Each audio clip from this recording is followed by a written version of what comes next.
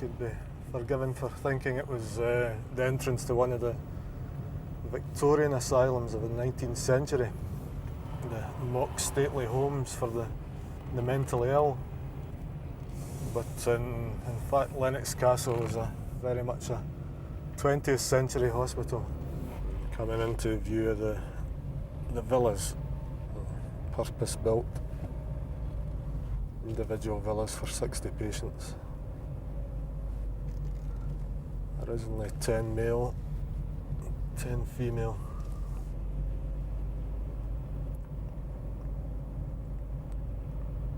We'll get into the semicircular workshops. We had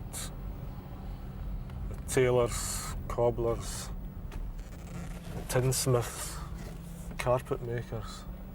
Patients would come from their ward to spend their day working here.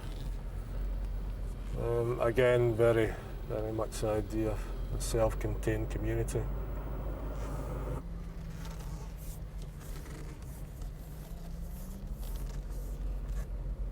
The kitchen buildings.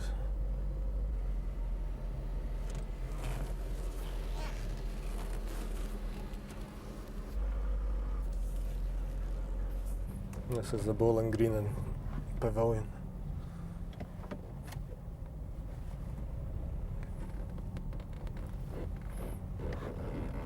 In the background, what used to be the administration block and the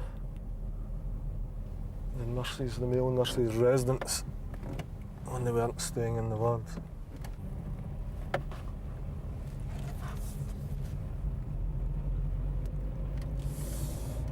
This is the site of the main football pitch.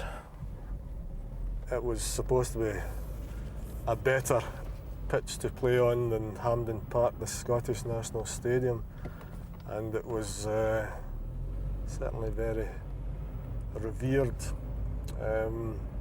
People weren't allowed to walk across it. If any member of staff was caught crossing it, then they were reported to the physician superintendent and had to go for a disciplinary interview.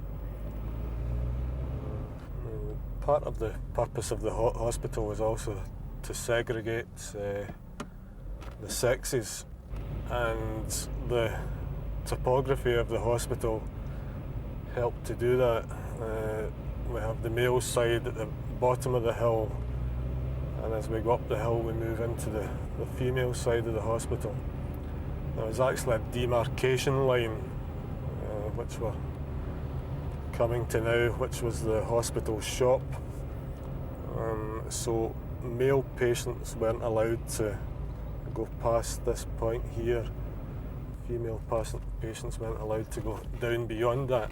And this even applied to members of staff as well in the early days.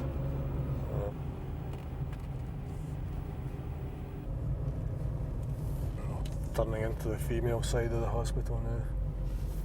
Here's the laundry. Seemingly an extremely unpleasant place to work. This is the female workshops, similarly arranged, so it's extremely symmetrical, the hospital.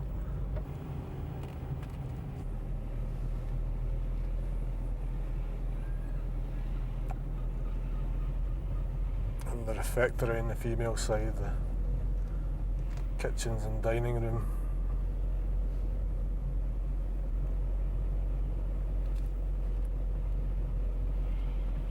But the castle itself was used to house the first female patients who arrived here in 1929 as the villas were being built around them, and was subsequently used as a nurse's home. It's now been sold off for private housing. This was the main assembly hall and also administrative building. It was used for concerts, cinema, dances. It's obviously in the female sides that meant there was some logistical problems in bringing the males up. It was very much male nurses at the front, male nurses at the back of a line, and they marched them up the hill and marched them back down again, making sure nobody ran away. The staff house is 50 yards from the wards. There was some degree of discrimination in the types of housing. We see there 4 to a block here, 2 up, 2 down. These were for the general workers. Some of the other houses were semi-detached, and they were for some of the more junior medical staff and the clerk of works. Although there were many dangerous